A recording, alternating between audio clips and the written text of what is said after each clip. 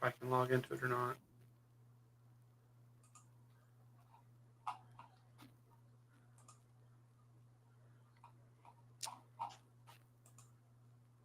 No, probably not. But yeah, I don't know. Maybe we are, maybe we aren't. Yes, all right. Instagram us now.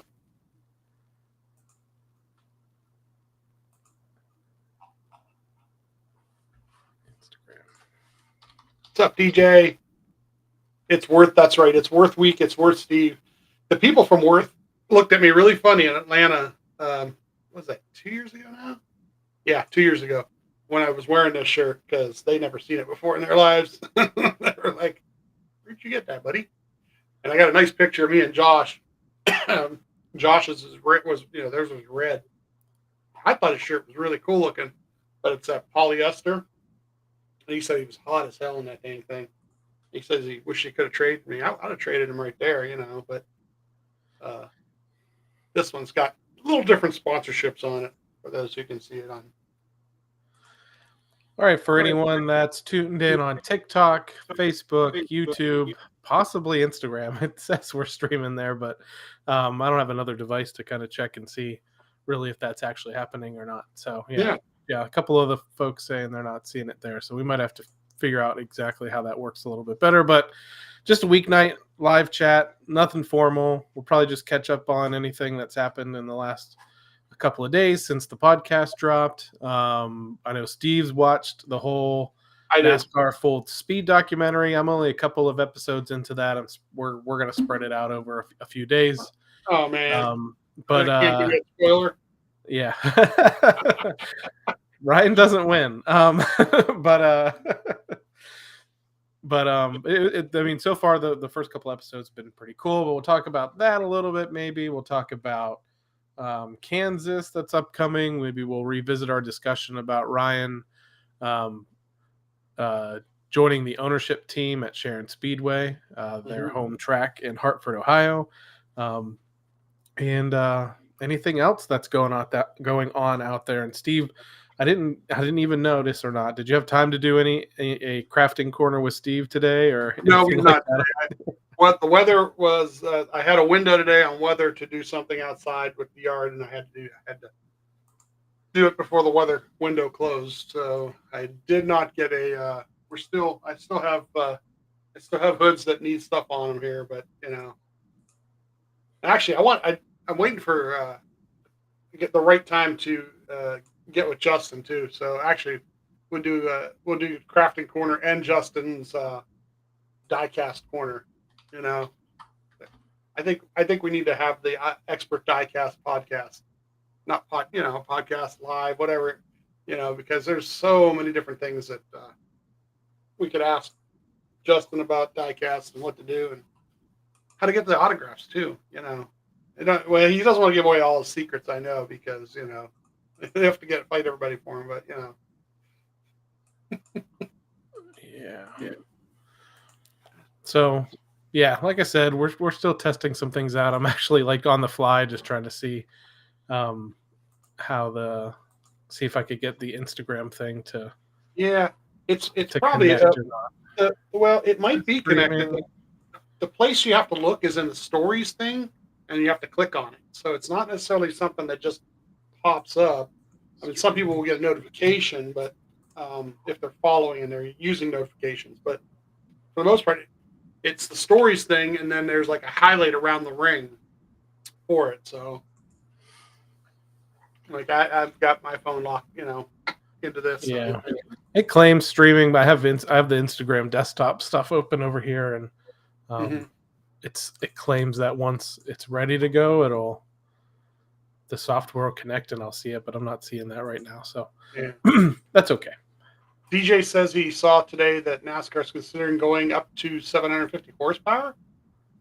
I haven't seen that. Yeah, there was a couple of reports out there. I don't know where it originated from. I think Mike Ford. Maybe it was on Holler Talk. I'm not sure.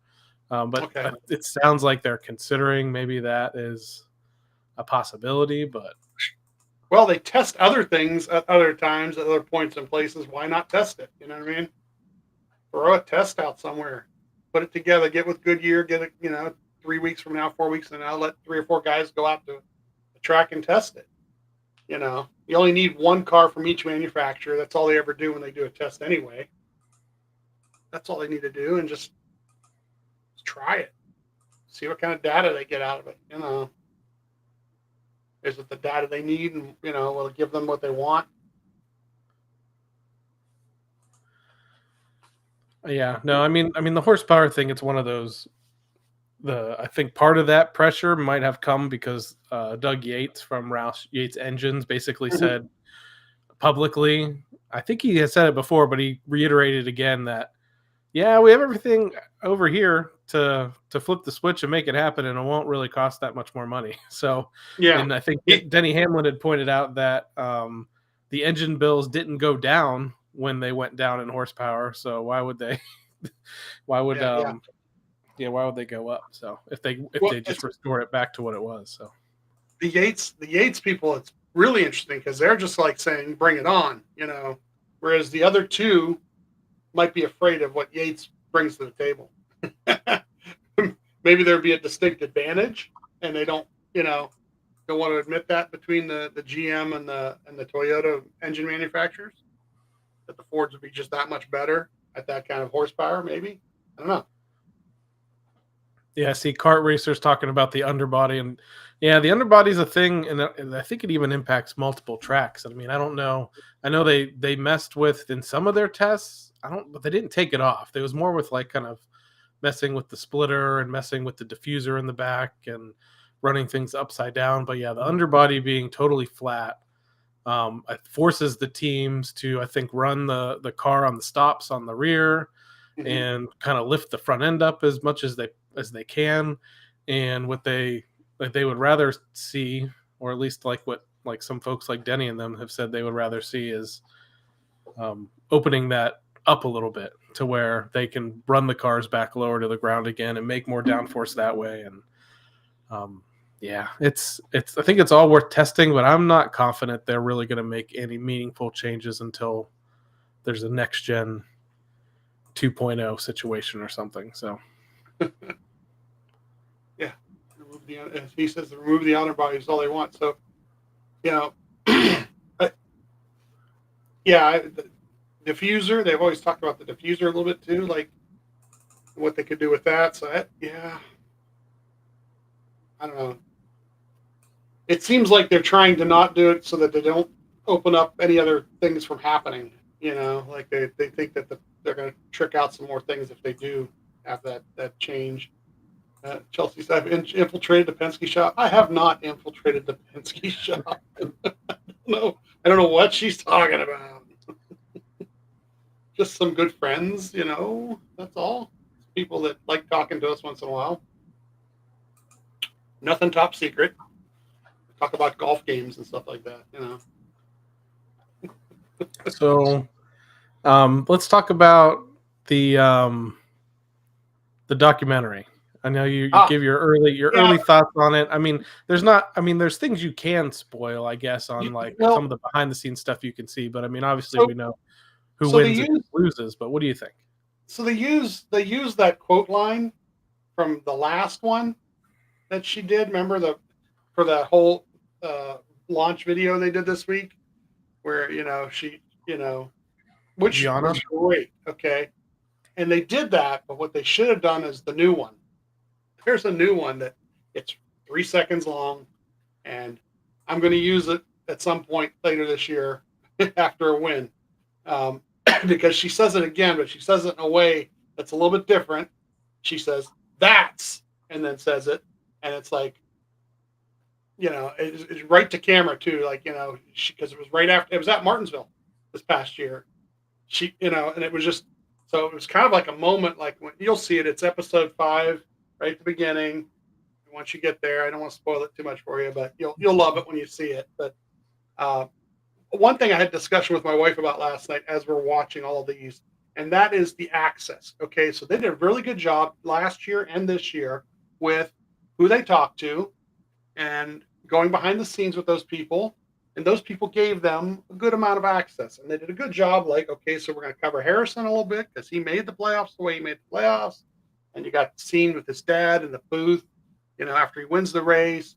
and they talked to him a little bit, and they talked to Briscoe, and making the playoffs right at the end there of the regular season. Same thing, and his team going away. Taylor Kitchen's audio ends up being in the show, which is awesome. Um, but as we're going along, you're watching these different accesses, and they've accessed Christopher Bell differently this year because they didn't forget him. You know what I mean? And then perfectly that they've covered him and William before the Martinsville race. And they've had interview stuff with them before that.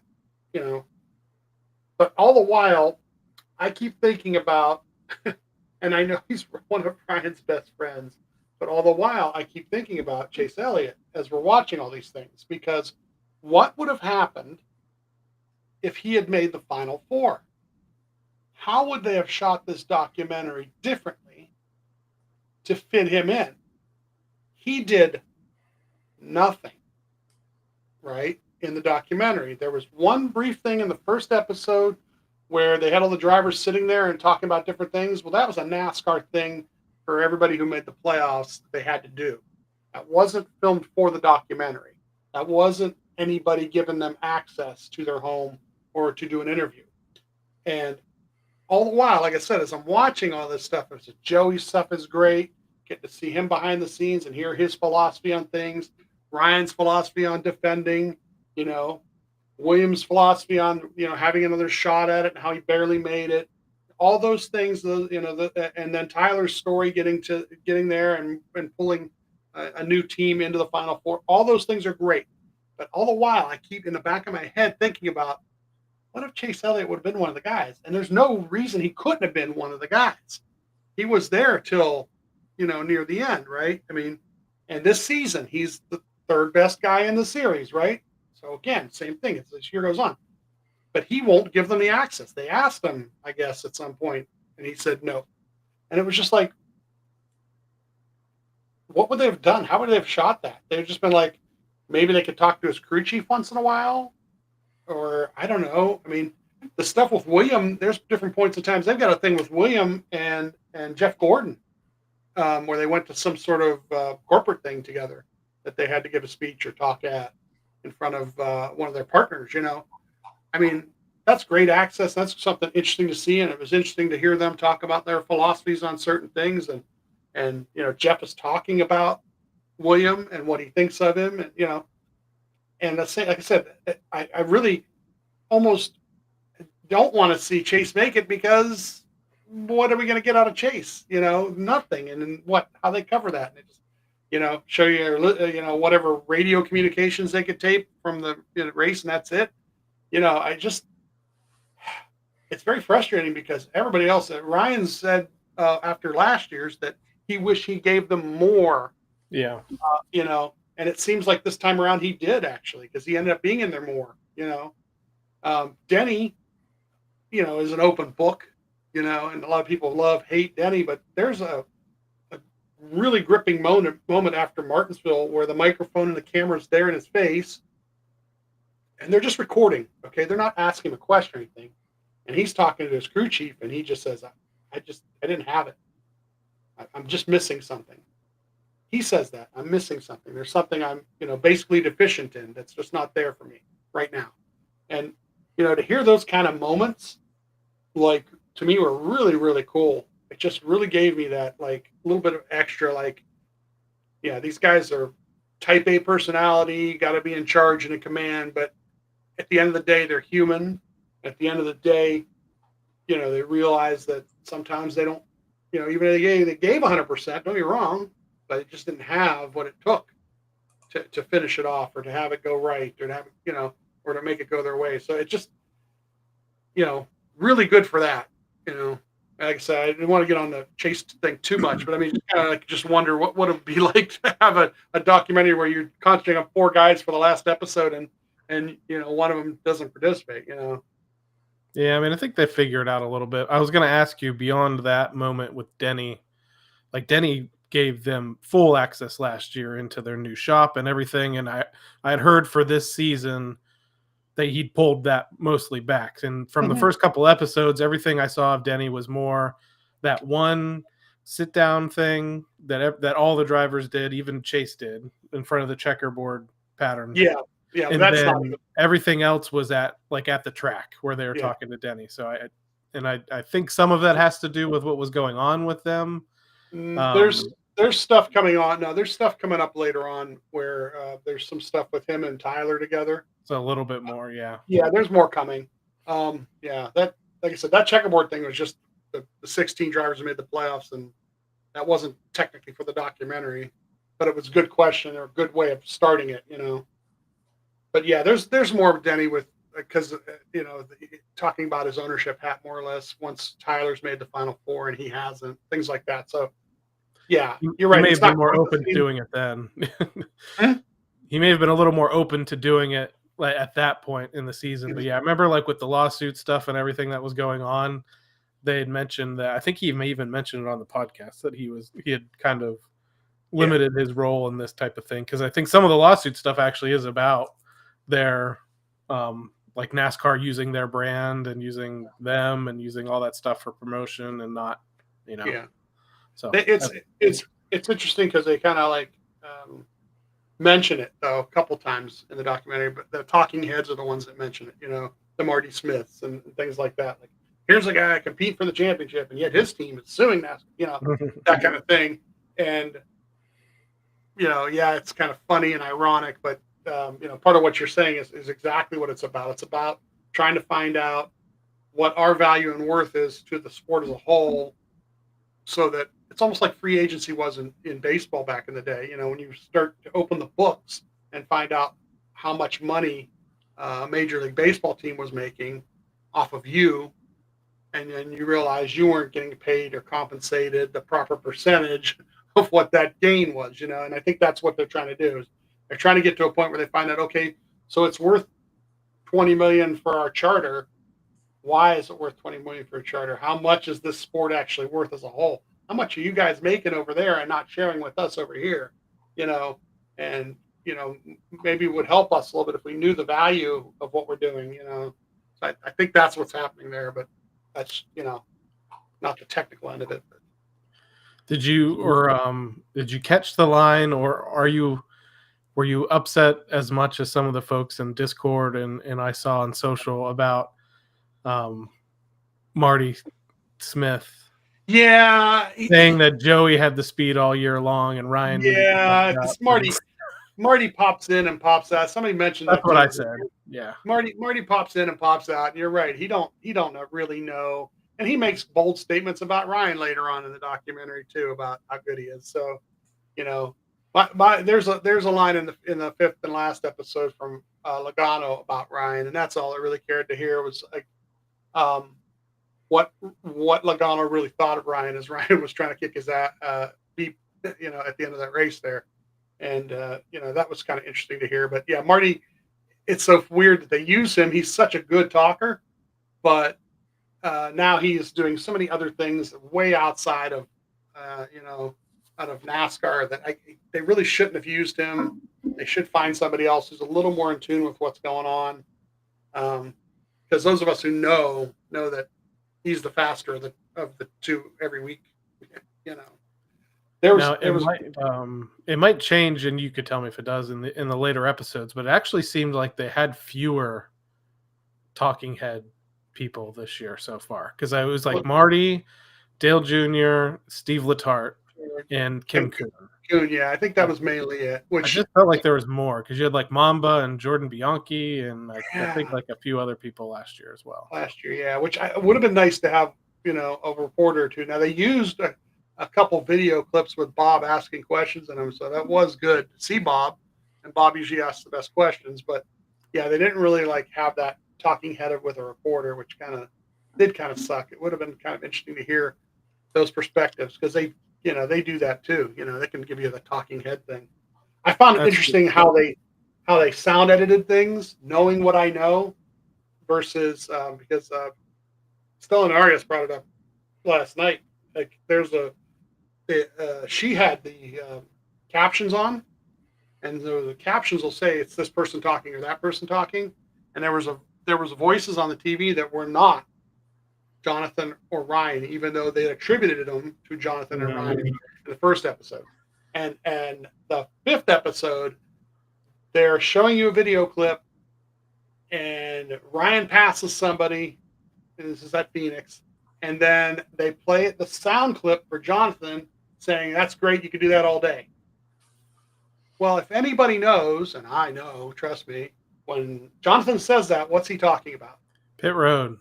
Pit Road. There you go. You've heard it, right? And I was like, this is stupid. Now, for the person who's a fan or not a fan who's watching it, it's like, oh, okay. Yeah, that's really cool. He's cheering him on. You can do that all day. No, what they did is they clipped in something that has nothing to do with the video you're seeing. Nothing. Jonathan never comes on the radio and cheers him on as he passes somebody. If anything, they should play clips of Tim saying, "Take it, take it, take it," when Tim's trying to tell him to go ahead and take the spot when he's made the pass. That I love, and that would have been a little more realistic. But yeah, it was just ridiculous how they did that kind of thing. That was just a little sound editing thing that I caught in the last episode. So yeah, maybe I could, they could do that a little better, be a little more true to what happened. Don't manufacture drama. I thought the Harrison Burton segment of it was pretty good. That they kind of encapsulated the kind of the underdog victory thing while knowing that he's, fired essentially, and Jeff saying I don't feel sad for him, kind of a thing, and yeah, that was kind of cool. It was really cool. It didn't say his dad never said he didn't love him. He just said that you got to pick yourself up and go on and move on and and get better and improve. And so yeah, that was really cool. The kid handled it. He did handle it extremely well. And can't help but cheer for him and what he's doing now. So yeah, I like the kid. He's doing a good job in that 25, and I know the 25 has elevated resources this year compared to last year. But he's doing a good job with it. But man, I guess I don't want to know what he's thinking right now, but you have to know what he's thinking right now, seeing Josh Berry immediately go out and win on a more standard racetrack and running up front and leading races, and he still has made some mistakes. I mean, he crashed himself this past week, but the car's performance has tripled in that time. So. Josh being older and being around a lot longer too, I think makes a little bit of difference too. But it's not like Harrison wasn't ready for that move either. That was kind of the weird part about it. It was time for him to make that move. Sometimes some people sink and some people swim, and some people need that extra step to go back and maybe not start over, but step back, try for a year or two, get your feet back under you. Yeah, and I think where he's at right now, it's going to be. I think his car performance is really close to what Sieg can do. Sieg can run up front, run in the top 10. He can lead some laps. He can maybe win a race, but it's good stuff. Hopefully he finds some success, and I hope he stays there for a couple of years before trying to do anything else cup wise. But we'll see. I know Justin has his thoughts, and he doesn't like it when I bring up that Barry's outrunning him, but it's okay. Well, like you said, Harrison's a good guy though. So. Yeah, that's the part that people got to remember. Ryan, looking to see how many folks are in our chat on TikTok. I see people kind of popping in and out here and there. I mean, we're just having a kind of an informal discussion here on Ryan Blaney, NASCAR related items. Nothing like our normal podcast that we do on Mondays. We're just kind of in here chatting about. That would be free right there on TikTok. Chelsea's dancing. I don't know what she's doing. Well, they're smashing the like button. It's a Mambo Italiano. Did you make your fantasy picks yet for this week? I have not. Maybe I'll pull up and just see what the matchups are this week. Oh, We'll talk about that. We can do that real quick. Maybe we'll go through each one. Get that going. Ryan's not in any of the matchups, but he does have a teammate in one of them. The first matchup in Fantasy Live is Bubba and Bowman at Kansas. And the thing with Bubba is he has the win there, and 2311 has had speed there. But if you look at his overall stats there, they're really not that great. Even Reddick has a bunch of finishes like outside the top 20 and stuff there recently. So Bubba over Bowman, who are you going with? Bubba versus Bowman, who are you going with there? Yeah, I still think it's Bubba over Bowman on that. There's something weird about it. It's so weird. Like the Hendrick stuff as a whole, all four should be equal, but they're not. And then there are points and times where Bowman just totally kills everybody. He looks great, and then there's times where he looks horrible. I can't figure him out. But the weird thing, so there's the perception thing, and I think I brought this up on I think it was probably the podcast or something, where talking about Chase Elliott. All four Hendrick cars are in the top 10 in points. Yeah, actually, they're all top 10 points. Yeah, or William Byron first, Larson second, Elliott fourth, and Bowman did drop a little bit to 10th. So all four Hendrick cars are in the top 10 in points, are running like really consistently, but it's just so funny. Like if they're not all winning all the time, we just think they're bad. But if Ryan was Bowman right now in the top 10 in points and people were coming after him, we'd be like defending him up and down, I think. So the perception is just so weird. Maybe just because they got Hendrick Motorsports on their fire suit, so you expect them all to be winning early and often. All if you took just owner's points, not the driver points, but the owner points, that all three Penske's are in the top 10 too. Yeah, that 50 points that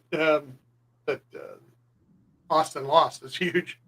He would actually be 9th if he had those points right now, and then Joey would be 10th.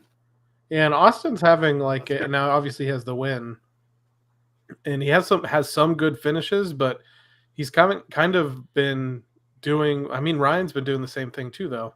When Ryan and Bubba finishing really well in stages that are like boosting the points position. So yeah, you can even imagine if Austin was having his normal type of year and won that race, he'd probably be much further down in the point standings. But he's actually been up front in winning stages and finishing well, and having, I think some of that's just that finally catching up to the Penske speed and being able to handle it.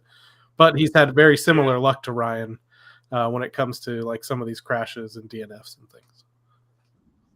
Justin wanted to know where the 21 was in owners points. So they're actually 24th in owners points. So yeah, he's he'd probably be a little better if he wasn't. He's all or nothing right now. Second matchup is Ross Chastain versus the other 2311 driver, Tyler Reddick. Yeah, I just hope they kind of run near each other all day long. About 8th or 12th would be great. Because they probably wreck each other. Yeah, I don't want Reddick. I mean, this is Kansas is one of those ones, especially qualifying wide open, up against the wall, kind of a track. So people automatically throw Reddick and Larson and Bell into those drivers that can do that. And I mean, Ryan is underrated, I think, when it comes to running the wall. So I see. Go Ross. I don't even think I know that's slightly a joke. I just don't know that I can actually utter those words. I think they're trying to start a fight in their own house. His mom's gonna have to mediate, and it's Mother's Day weekend. Yeah. Oh man. Arm wrestling, thumb wrestling in the thumb wrestling in the kitchen. I mean, Tara has said so. We have the Fan Rewards Victory Lane experience at Nashville. And she says, if Reddick wins again, we're done. We're never doing it again because we've done it twice, and we've had a Reddick both times. Oh man. And this is why I bring this up, because how Justin said something about Ross. She even said, which I never thought she would say, I would even take Ross over Reddick winning again. Which Ross won that race in Do you Nashville when we were there. do you put your arm around him? Like, I mean, because you're like about a foot taller than him. Do you put your arm around him when you get? There's one or two scenes of Jordan in the documentary where he comes up to Tyler, and it's comical. It's just comical. It's like, a cartoon. He's like puts his hands and arm around him, and he's just like all the way down there, and he's like his head comes up to his armpit. It's just feel so bad for Tyler. Justin is making a joke about that second Tyler one was at the expense of Ryan out of turn 4 at Homestead. So almost didn't go. And Tara actually was almost on board with us not going to the victory lane photo, but we went. I was like, well, we did it. We should go anyway. And I will say I have the photo and I have the die-cast car from Reddick's win at Talladega up on a shelf. And I said, we're not doing that for Homestead. I'd rather not remember that day. The next matchup's actually kind of fun. Logano and your favorite driver, Chase Elliott. He's not. I don't like him. That's the funny part about all this criticism is I'm being critical, and I shouldn't be because of the person that he is. We know how good a person. Good guy. We've met the guy. We've met the guy. He's a really nice guy. He's just so quiet, and I don't know if it's on purpose or not. That's the other thing. Like he did a thing that was on Fox a week or two ago, like where it was like an interview thing a pre-interview, kind of a pre-show thing that he did with somebody during the week, and it was great. It was great listening to him. It was great hearing what he had to say.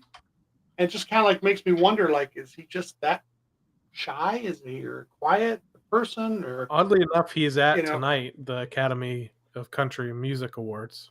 I think so. Is he? So that's something. Or ACM. I wonder if he'll play pickleball next week. I'm not sure, but I have seen it's Academy of Country Music Awards. Yeah, I have you seen the Ryan Blaney Family Foundation putting out like player cards? Like they put out one for Ryan, they put out one for Joe or LaJoy.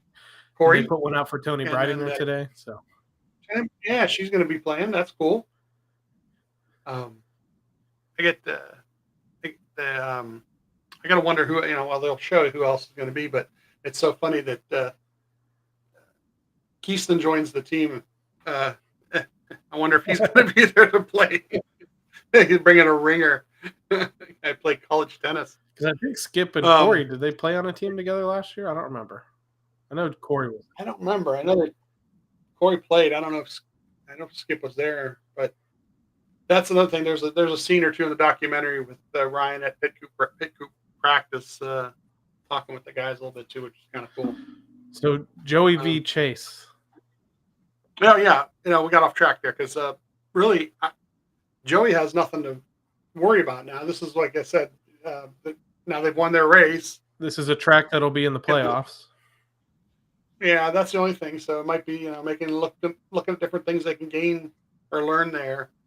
Chase, once again, Chase is quietly in the top couple guys in without he doesn't really even need to win a race. I think he's gonna be that guy come playoff time that may get into the playoffs, top 5 in points and not win a race all year. It just. But I could see him having a better day. They need to win one for their group too, I think. And I think the group itself needs them to win one over there at Hendrick. So I see him doing better than Joey, just because Joey's going to be trying things. Joey's crew chief, knowing him, will be trying some things. Might just do some strategy calls and flip a strategy just to see what will happen. Not even to see how it works or if they're going to gain a lot of points out of it, but to see like, okay, we're going to flip this and see how the next 50 laps go.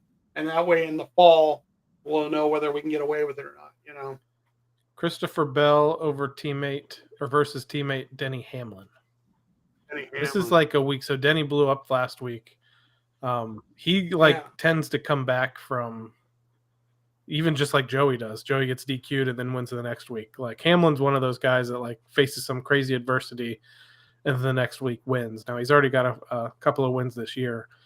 I'm sure the Gibbs cars will be fast at Kansas. So either of these two. I mean, I might go with Bell just to be the jump on the bandwagon of these dirt guys that like to run the wall are gonna do well there. Like, so I pick Bell, and I'll probably pick Bell in this situation. Yeah, I think so too. I think Justin brings weather conditions are. What's that? What's he saying? He's bringing up Denny's starting position is probably going to be impaired because of you know, when he has to go out and qualify. I'm glad you brought that up. Qualify early in the session, be in that first session of practice where the track won't be as grippy. Yeah, that's true. So he's going to be working from back to front.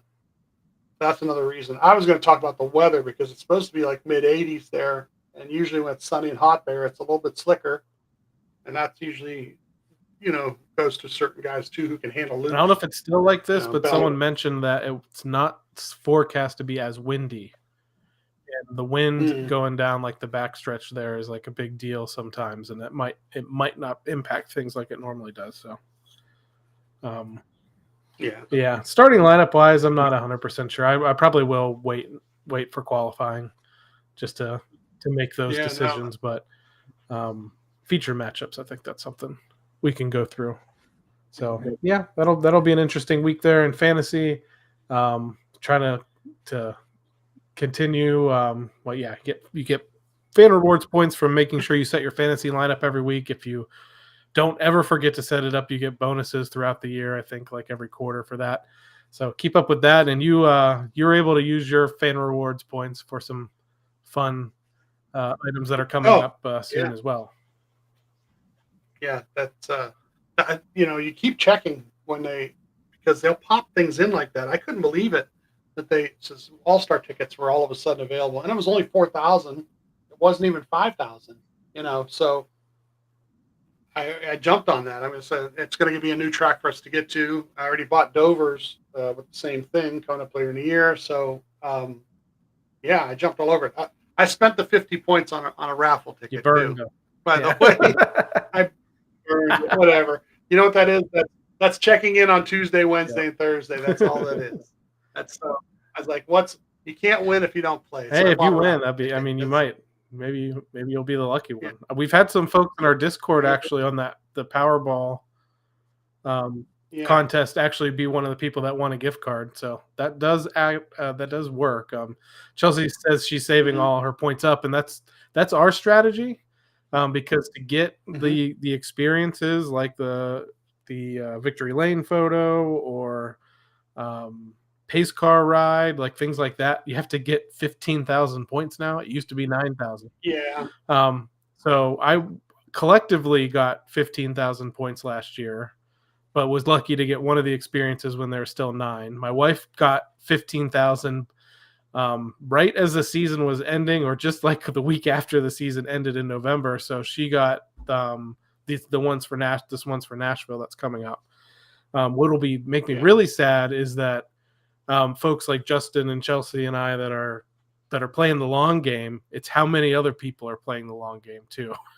That might, the experiences might not be as plentiful when it comes to the end of the season. So I'm hoping we can still pick a couple up for next year. If not, we'll get probably tickets and things. So I got disappointed by the Bristol one because we did the Bristol thing, pre-race, whatever. You got to go down pit lane, but it wasn't a hot pass. Yeah, and the garage tour was nice. We did get the tour, but they kind of like were there the whole time. They didn't let you kind of mingle. I got to talk to Mule for a couple seconds, but I would have loved to have hung out over there by those guys. And, I'm sure if I'd have hung out by their, in that area, that sooner or later I got to talk to more than just Mule. But it was Mule. He was there as we were kind of being pushed each direction.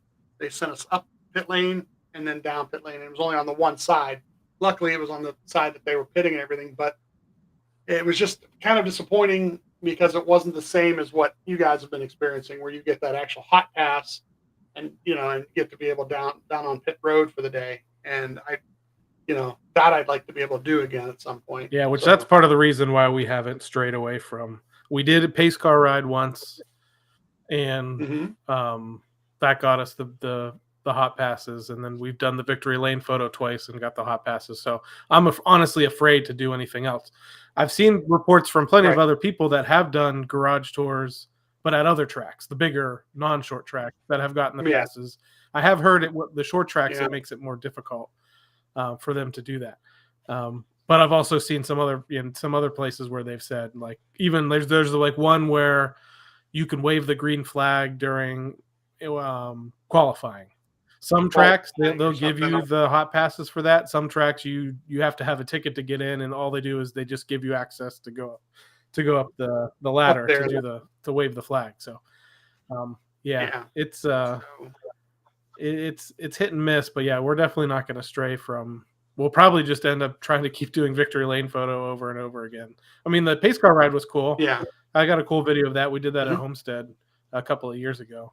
I would just say, if anyone if anyone watches the races every week and has a smartphone, you should have fan rewards. There's really no reason not to.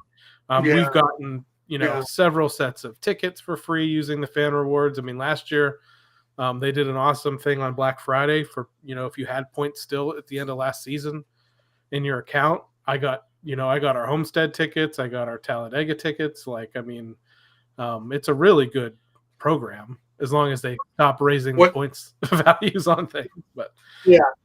Yeah. What's interesting too is the tickets are not like um, general admission tickets either. They're not giving you the bottom of the barrel.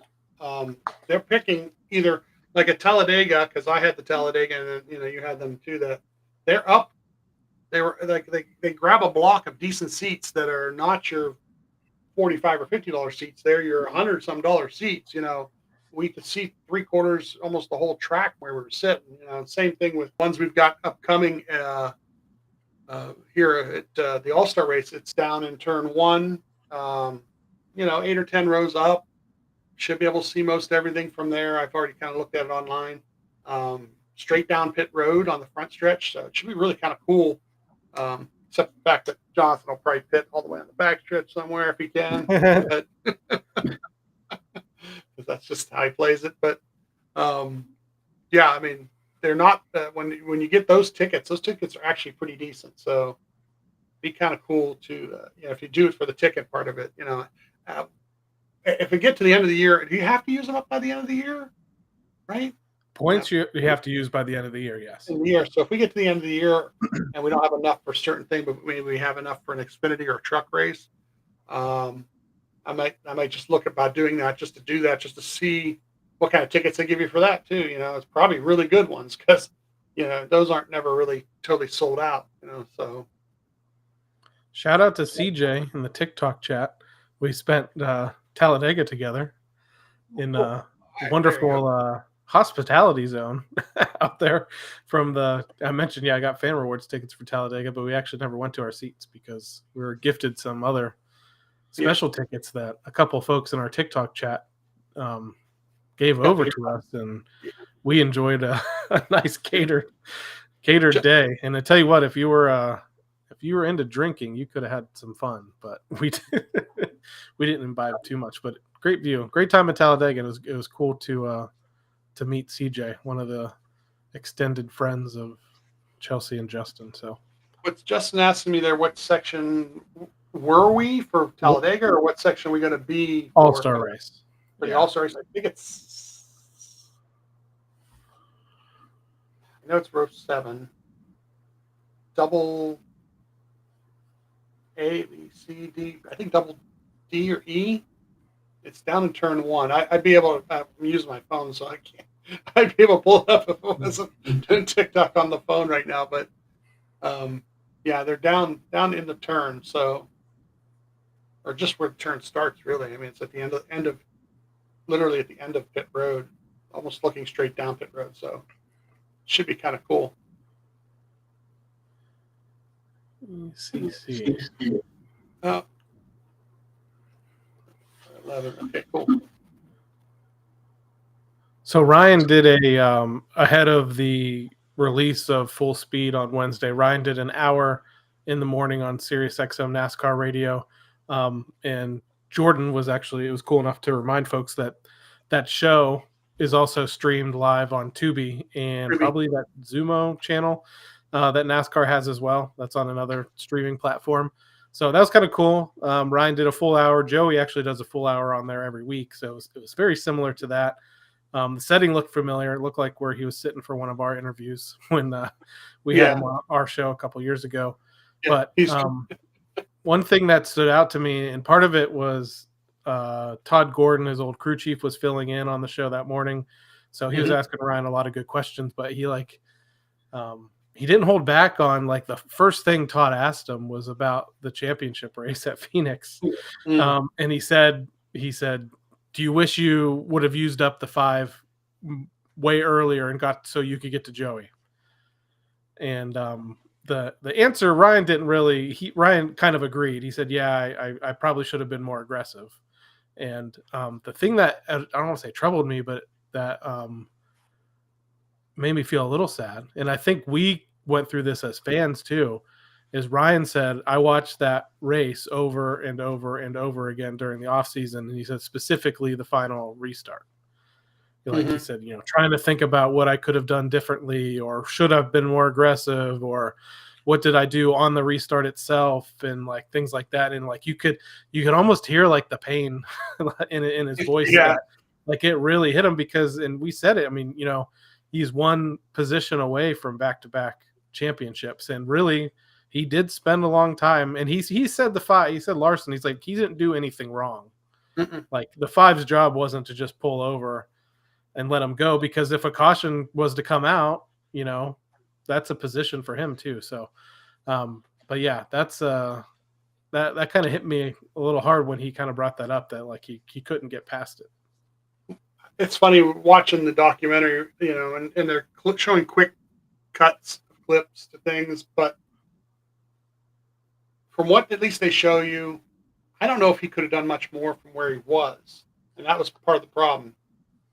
I want to say that use the term lucky, because Joey doesn't like to believe in luck either. But Joey was really lucky and fortunate to be where he was, because things kind of unfolded in front of him and gave him an easy path by everybody.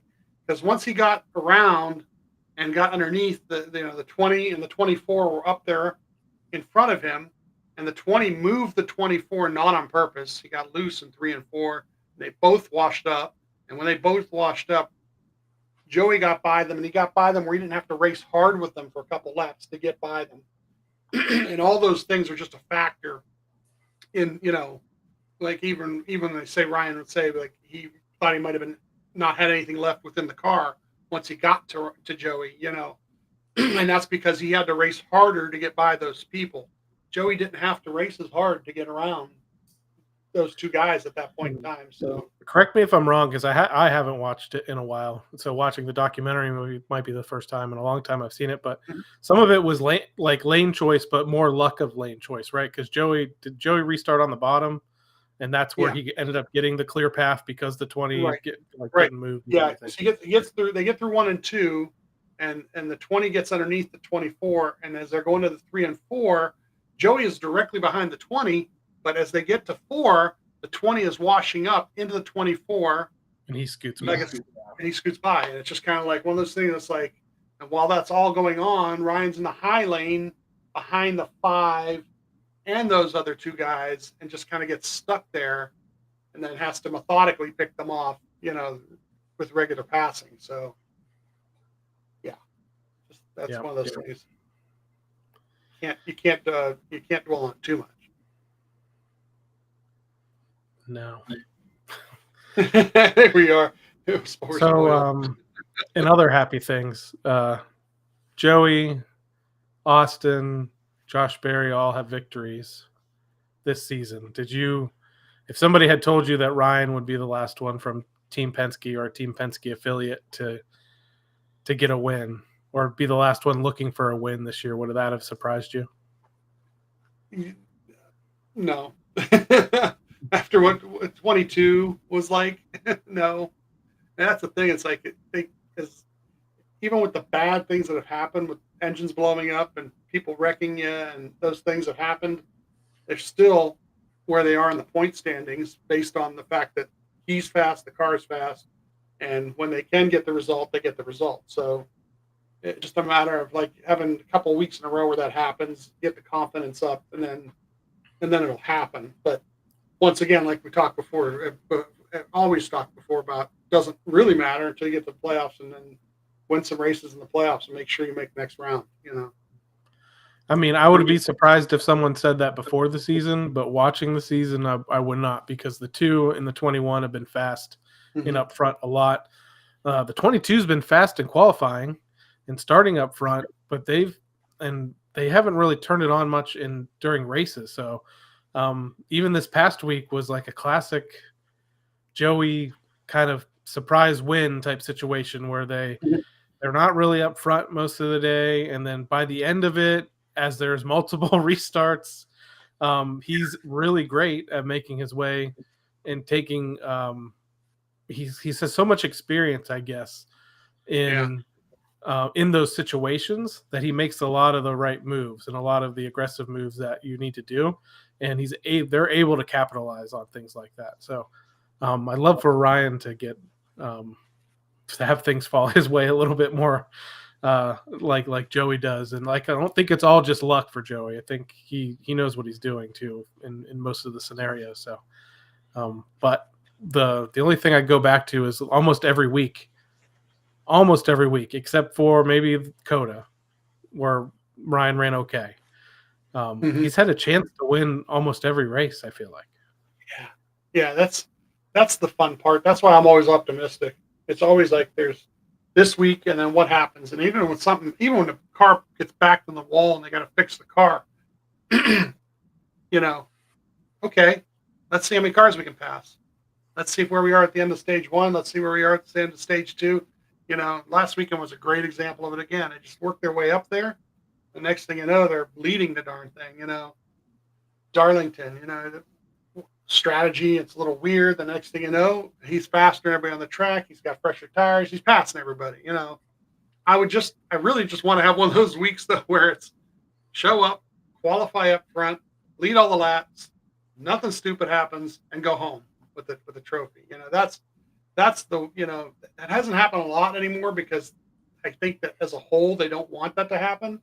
NASCAR, they want some drama, they want some things to happen, they want cautions to happen. They need something to happen so there's something to talk about. But when this week, like, watch what happens this week with practice and qualifying and being in that final group and going in the final 3. If he starts in the top 4 or 5, he'll be leading the race within 10 laps. Because he's that much faster. The car is that much faster. I mean, honestly, the Coke 600 might be one of his only wins that was as close to what you're describing as you want as there was. Now, that was a super long race. He did not by any means dominate the entire thing. But the last, at least from the halfway point on, that car was up front consistently, leading laps. The only time they were losing positions, and it was mainly more due to the losing the spots to the number 1 pit stall, was on pit road. He'd come back out off of pit road like a spot or 2 behind, with the Hendrick cars, I think, and some other people up front in some better pit stalls. But with this car, with that Coca-Cola 600 car, it needs a couple of laps to wind up. That one just drove right back to the front immediately. So if they can catch that magic again, that's something he needs in these scenarios like this past week, where they have late race restarts, where he can just fire off fast, because he would fire off fast in that scenario. So clean air. The race that he won in Atlanta, where they went the last however many laps green, and he just tracked down the 5. That was the worst part about last weekend, is I saw that whole scenario again. With, if there was not a caution from anywhere from there to the end of the race, he was catching. He was catching. He was coming. And he, like that whole stat that the racing analytics put out. If you last 50 laps, no cautions, everybody runs, he wins by a straightaway almost, on the second place guy, because that's how fast he and the car were. So they got more speed than anybody right now, and just haven't had a chance to show it off because of just stupid things, just engines blowing up, and just too many squirrels running at the, having to start near the back and having to chase through the dirty air, and like I said, this week would be a beautiful, beautiful week. I just can't wait for Saturday to go nice and have a good time and get there up near the front and then have a great day on Sunday with it.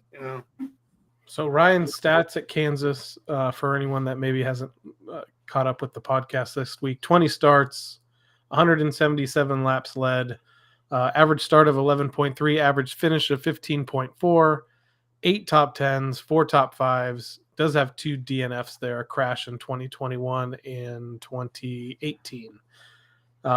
So it's a great track for Ryan. Not necessarily his best, but average finish of 15th. I mean, all those top 10s.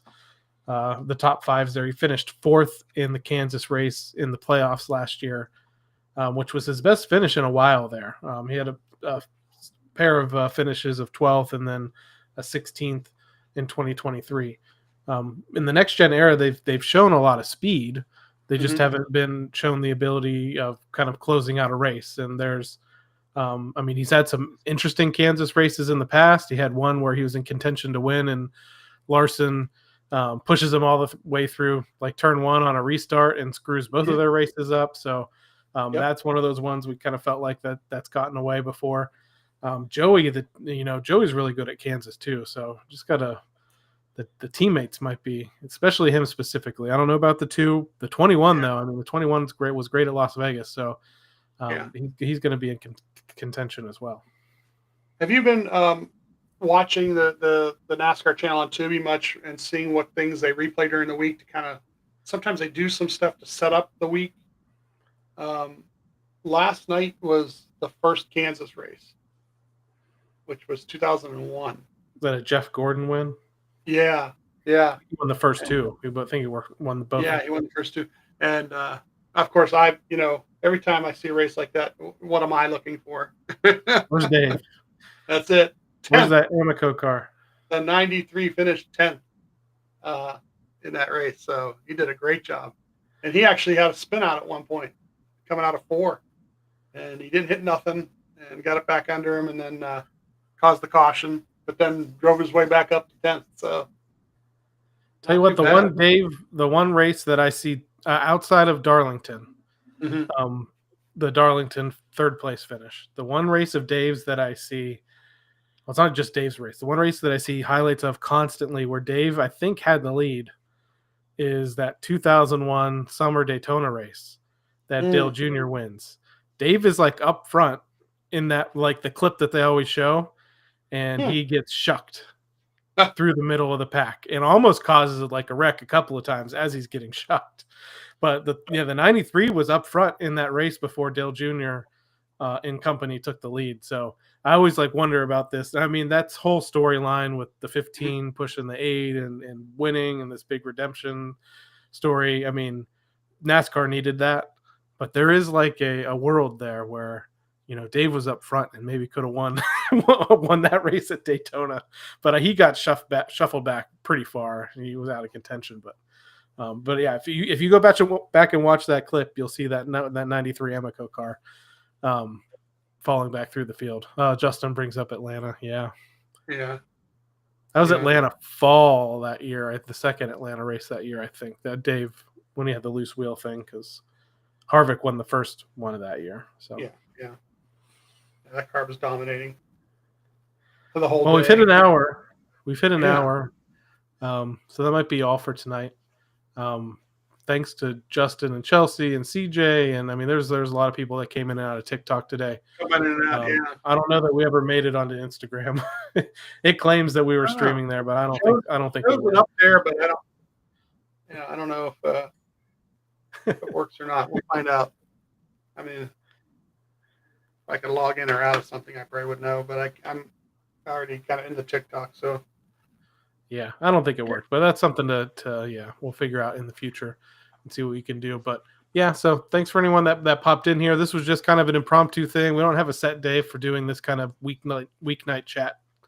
situation. It just kind of pops up when we have the opportunity, and we might do another one on Sunday. I'm not sure if I'll be home in time before the race to do one, but if I'm not, Steve sometimes will pop in and do like a pre-race chat as well. So yeah, and then if not, Mondays 8:30 p.m. Eastern time most weeks we do a live recording of the podcast. It's not in chat format. We won't really be interacting except for here on TikTok, really at the beginning and end of the show.